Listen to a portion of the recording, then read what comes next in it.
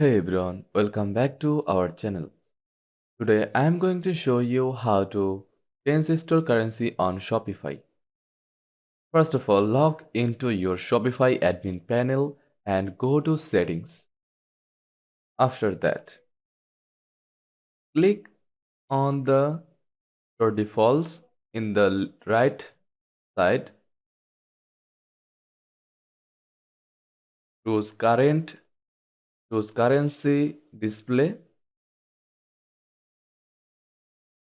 then click the three dot icon and choose change store currency.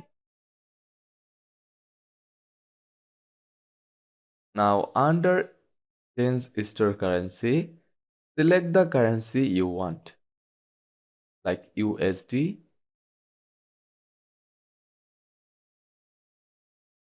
then click Save to apply the changes. Heads up, if you have already made sales Shopify locks your currency, you will need to contact Shopify support to change it. And that's it. Now your store is set to your preferred currency.